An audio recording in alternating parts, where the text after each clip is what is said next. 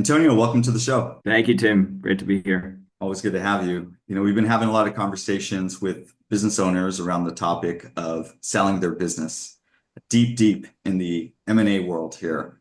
And there's a lot of myths. We hear a lot of things out there that when we hear business owners tell us these things, we say, where did you get that information?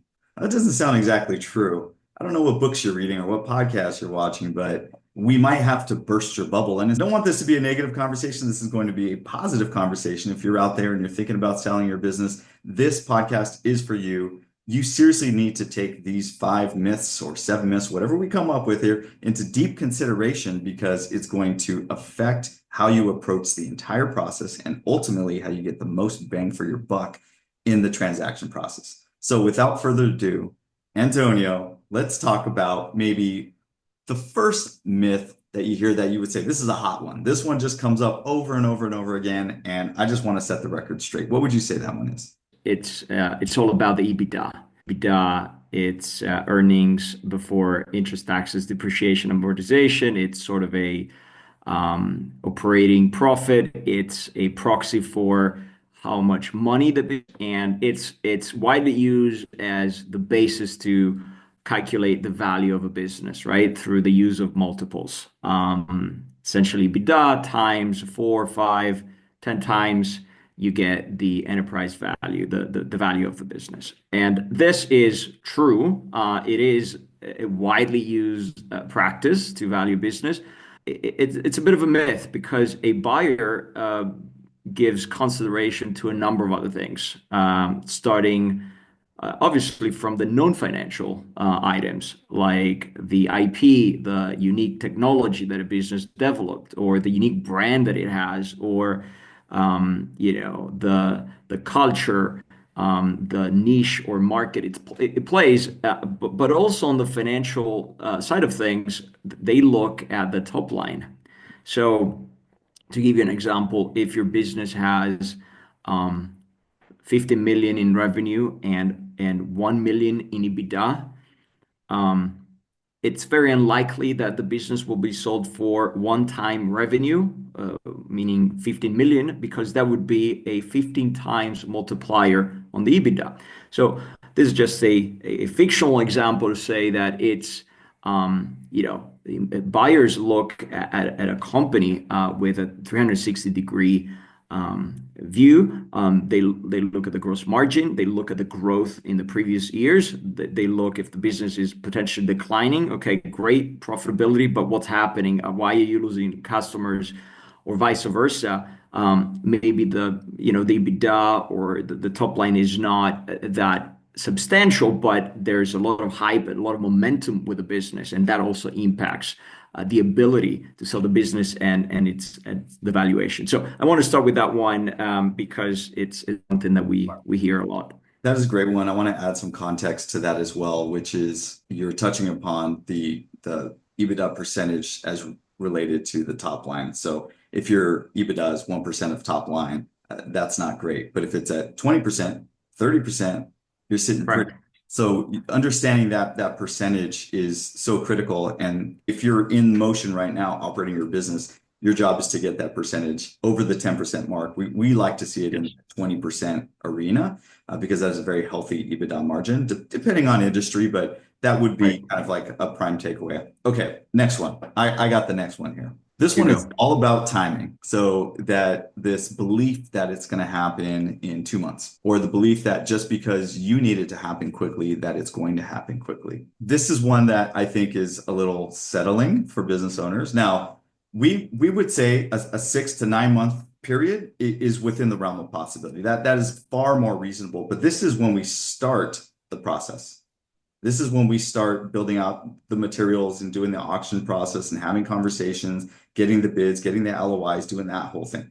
There's still a moment before that that could take a year or two to clean everything up. So timing, I believe, is one of the big myths that this is just going to happen quickly. Oh, for sure. And I think this is a great point that leads me to another one related to timing, which is the belief that a business needs to be ready on all fronts before you approach a sale, right? And when you talk to business owners and operators, they are obviously looking at how's the business doing financially, how's the market doing, are the other shareholders and stakeholders ready for that exit? Is my team, ready to, potentially take over when the founders might leave? There's a lot of questions, and the reality is, from what we've seen, that will never likely happen. You will never be ready to sell on all fronts, and so while we're all about preparation here, I think we make our clients go crazy by making them prepare for an exit meticulously to approach that process. But if you use that mindset to actually, if that mindset makes you stall, makes you pause, that's actually a negative, right? You cannot be obsessed by that readiness mindset. And so at a certain point, you have to recognize that either the market won't be exactly ready, or your financials could be a little bit better. And yes, the COO could be a little bit more experienced to take over, but one thing at a time, and one day things will happen. And so I think following the gut and taking action over a possible exit conversation is, I think, the mindset that one should use. Yes, that is key. The readiness. It's a little abstract.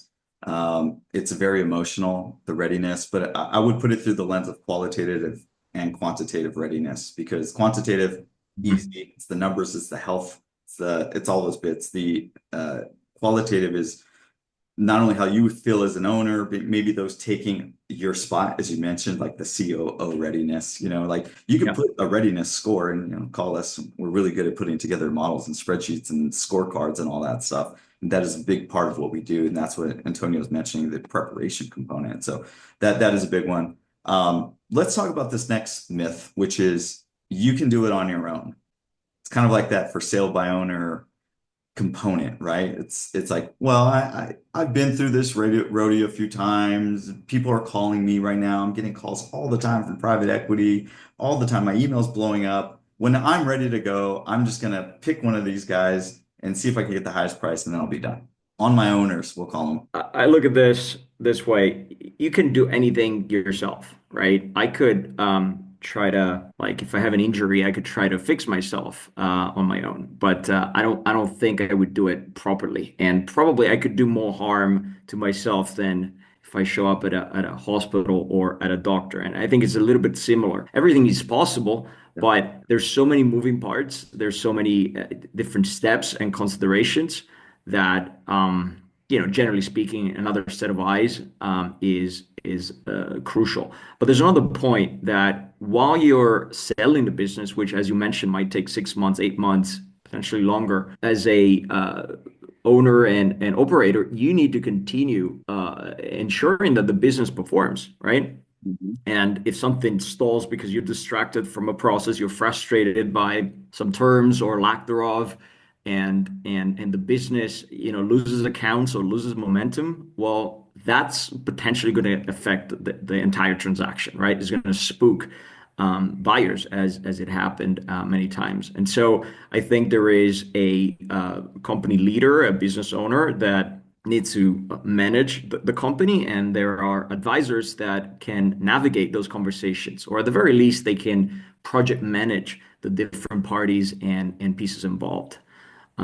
So I think it's just as simple as that. That's a good point, because yes, you can do anything on your own. I love this analogy of going into the hospital and I could fix my ailments. I might do more harm than good. And that really is the point with busting this myth, which is, sure, you can do anything on your own. You're a highly capable entrepreneur or entrepreneurial team that got your business to a certain point. So you're probably very comfortable with doing things on your own. But we would recommend at this one moment that if you speak to a handful of advisors and find an opportunity to create more value during the process.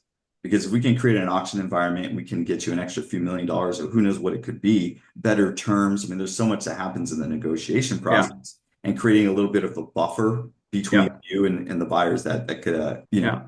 could benefit. And I know quickly want to add that it's about picking the advisor, but possibly the right advisor. A big We part. hear a lot. I've got my guy, I've got my, I don't know, accountant or the family Attorney or investment manager. I don't know, a friend.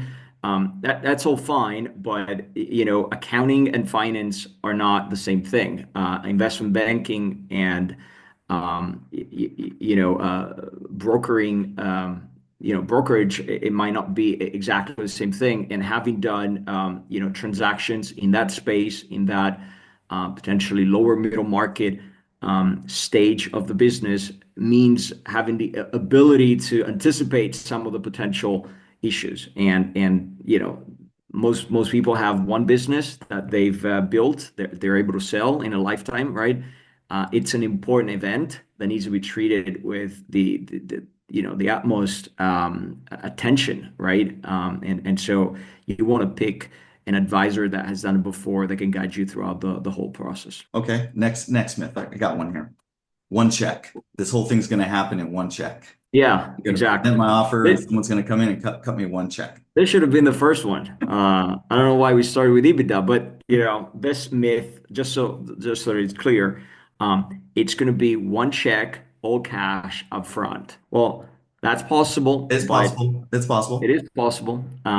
Most of the times that doesn't happen. Why? Because the buyer is trying to figure out how to structure the deal, how to structure an acquisition in a way that is less risky, feasible, that over the duration of the transaction, the I guess the ownership and value is transferred appropriately. So to be a bit more pragmatic, you normally see a portion of cash, which hopefully is the majority of the agreed price of the business. But oftentimes you see something called earnouts, right? Which is very simply is a portion of the price that is deferred in time until usually a certain event occurs, meaning the business achieves certain results, which could be revenue of or profits, EBITDA of, and then at which point remaining sum is released to the seller, right? And I don't know if I explained it clear enough. I'm sure there's better definitions, but in a nutshell, that's what it is. Now, this earnouts can be a lot more complex, right? There's uncertainty in what happens if, what happens when, right? And what happens if I don't hit that 20 million revenue in 2026, right? Well, do I get nothing? Do I get a little less? And so that's where the complexity of the deal structure usually comes. And I would say the other thing that can happen is a seller financing, right? The buyer needs a bit of help from the seller to acquire the business, and so they require or request that a portion is withheld, a portion of the valuation is withheld by the seller, who kind of finance the acquisition, and earn some interest on the payment that is financed. To recap on just that one myth bust, it's one check could happen. If you're a small business and you run, a local pizzeria, it's possible to get one check. If you're running the 50 million plus companies, that we're talking to, most likely not. I mean, there's most likely going to be some kind of earn out scenario or some deal structure. Yeah. I would say the cousin to that is that there's one way to do a deal, right? There's so many Yeah. different ways, like, Yeah. to your point of seller financing. You could finance inventory and finance equipment, and you could restructure things in so many different ways. I would say there's probably 20 ways to finance a deal if you get down to it. So which one of those 20 works best for you? That's kind of to our first point, which is you could do this on your own. It's like, well, if you don't know the best capital structures, you might be doing more harm than good. Yeah. I want to And recap on what we have thus far. And sorry, a quick point on this. When the buyer is another company that, for example, it's a platform company that acquires another company, a second business to kind of merge them together or to expand that business. You also have scenarios where the seller receives some shares, and it could be shares of the parent company, of the acquiring company, right? This Mhm. is very frequent, and we didn't mention it before, but it's a very frequent scenario. So it is another way to get paid not fully in cash. It is a very common way to maintain an incentive for the seller. The seller is rarely going to step out the next day. There's going to be 12, 18, 24, 36 months where the seller and the leadership is going to stay involved in a transitioning period. Um, Giving shares of the resulting company or of the parent company is arguably the best way to align them Yeah. to do a good job during the transition, right? So I want to put it out there before we No, move that's a on. great point. I don't know why this was brought to mind when you were saying that, but it's this belief that and again, another myth, it's this belief that what my neighbor got is what I'll get. And I think that comes from people that work in industries know people in industries, right? If Yeah, you're in the apparel business, chances are you have a lot of friends in that space and you're going to know who's selling what when, and you hear yeah, rumors of who got what.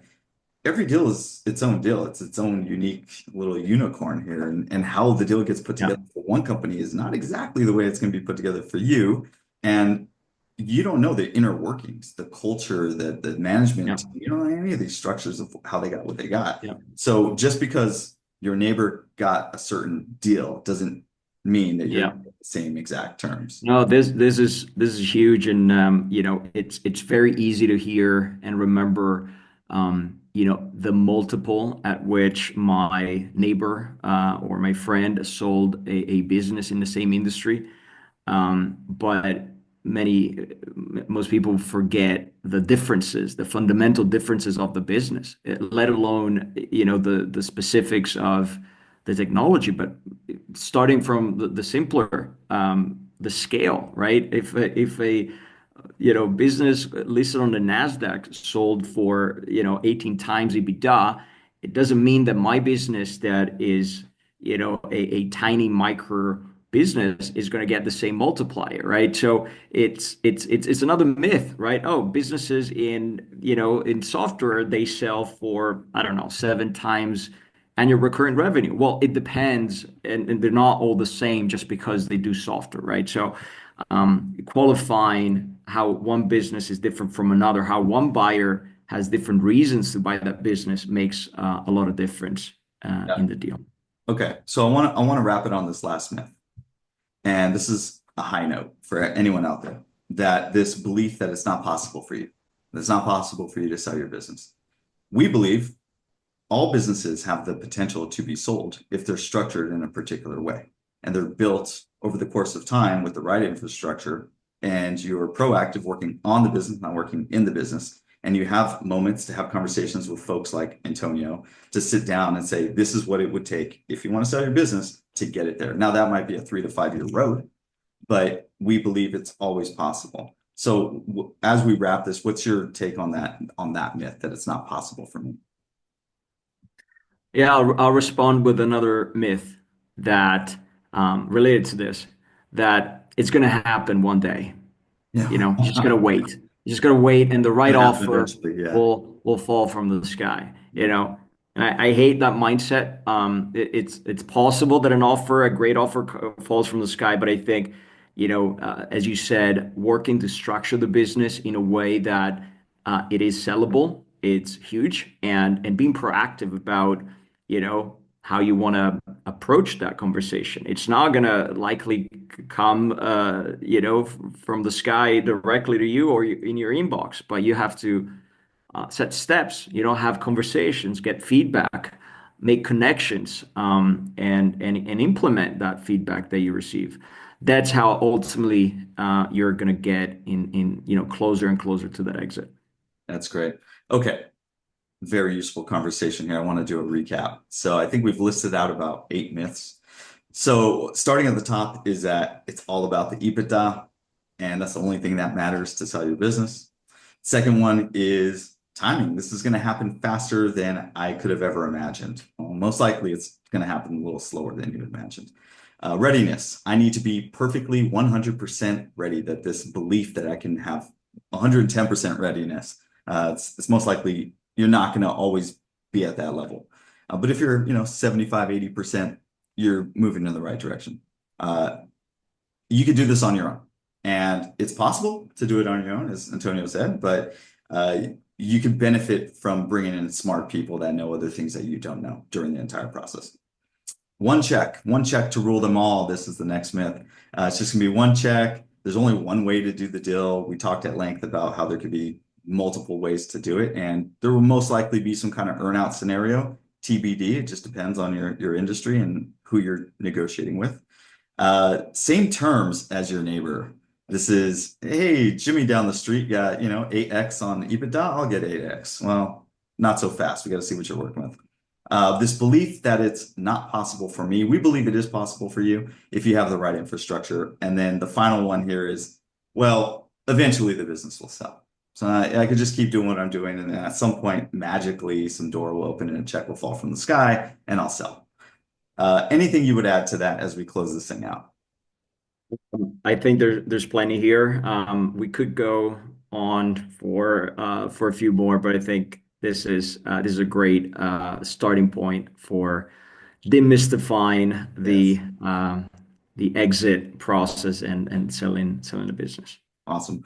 Well, if you're new to the show or you're a returning guest, please like, comment, subscribe. We'll put Antonio's information down below with Growthink Capital sitting at our London office, and he's always ready to have this conversation anytime you're ready to have it. Thanks, Antonio. Thank you, Tim. This was fun.